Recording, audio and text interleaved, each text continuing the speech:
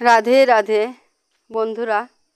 এই যে কৃষ্ণ ভক্ত হওয়া কিন্তু খুব কঠিন। কৃষ্ণ ভক্ত কিন্তু মুখের কথা না।